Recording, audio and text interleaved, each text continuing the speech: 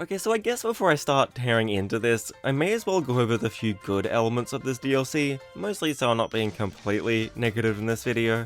I genuinely hate Mario Kart Tour with every fiber of my being, so I think it's really great to see its content being ported over to the Switch and in a playable form.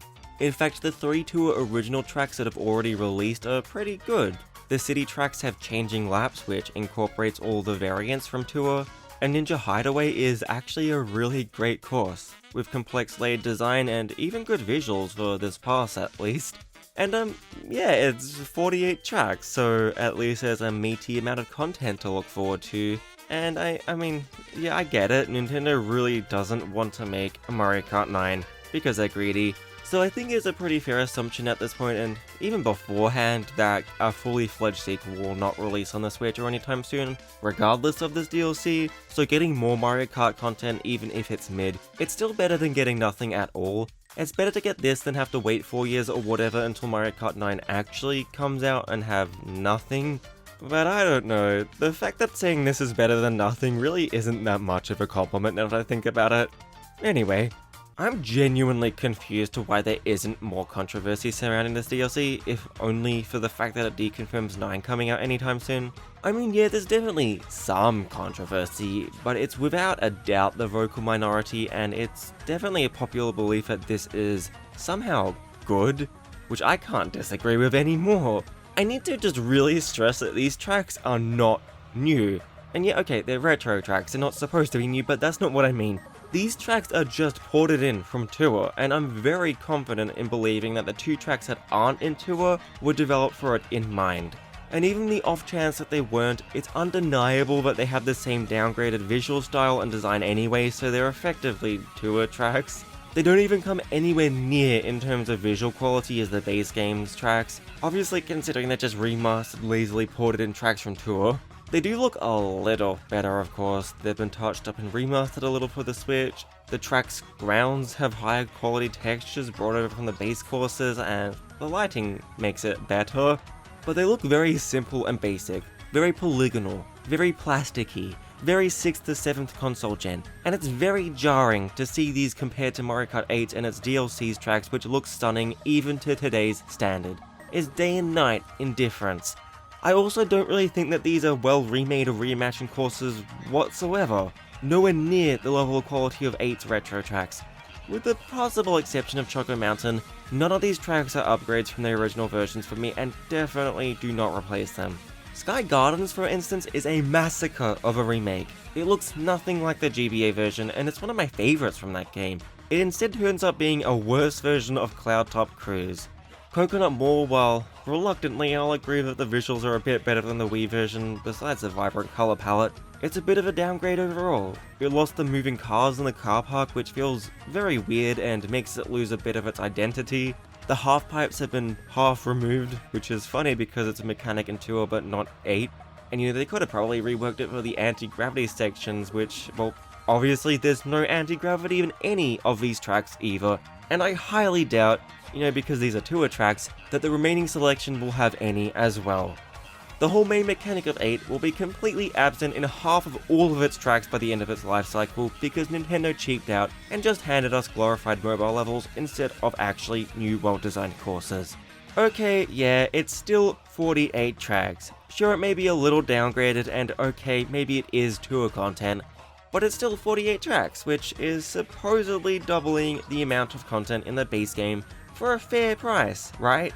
But I don't know, I guess it's subjective how you may view the value of this DLC, but personally I think the price tag on this is really overpriced. It's not a good deal.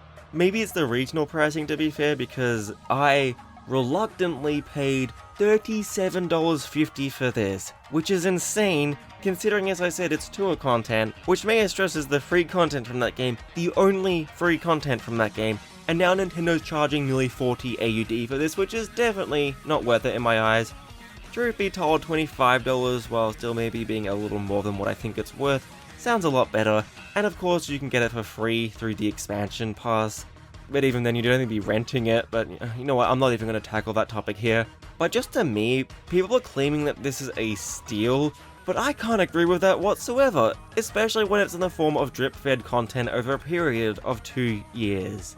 Here's the thing about this too, is considering 9 wouldn't be coming out anytime soon, I would have been content to have 48 tracks as DLC to hold me over, but they would have had to be newly developed tracks and not just shoddily ported in ones. Really, this is just a complete slap in the face to any long-term Mario Kart fans. I bought 8 at launch, and since then I've waited 8 years for the follow-up game, only to get hit with a poor collection of mobile tracks stretched over a period of 2 years, doing nothing but confirming that I'll have to end up waiting at least another 2 years or more instead.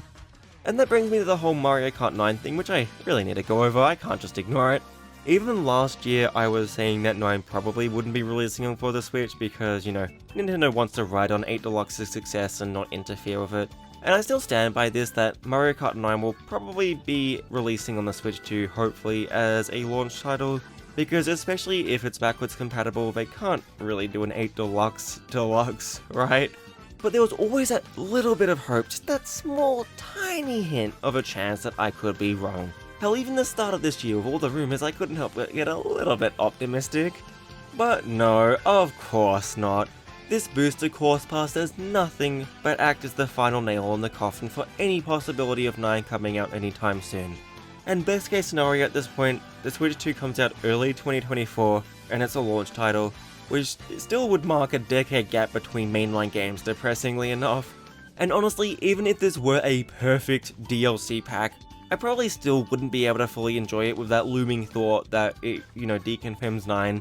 I really think that this DLC should have released years ago at this point, maybe in 2017 or 18, because getting it this late just kinda sucks, especially considering I got completely sick of 8 well before the Switch even came out.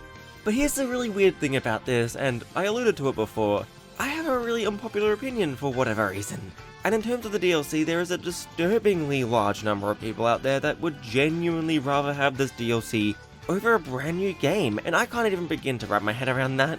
The only vague possibility I could maybe agree with is if people are completely impoverished and that they spent their entire life savings on Mario Kart 8 Deluxe and couldn't bear to buy another AAA fully priced game, but are willing to compromise and spend about half on the same number of courses, if not more, even if they aren't up to the same standard of quality. But that's such an extreme example, and 8 Deluxe came out, 5 years ago now anyway? Let alone the original game on Wii U. Okay, let's just directly compare the two options just for argument's sakes.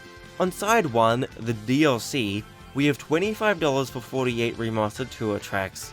On side 2, new game, given it's a traditional sequel, we have $60, which is only $10 more than double the price, and for my pricing it would actually be less than double. We have at least 32 tracks, which is 50% less, sure, but they are all brand new tracks made from the ground up with next-gen visuals and ideas, which I think more than enough makes up for the lesser number, and in turn I would easily prefer this option over 48 ported tracks, without a doubt.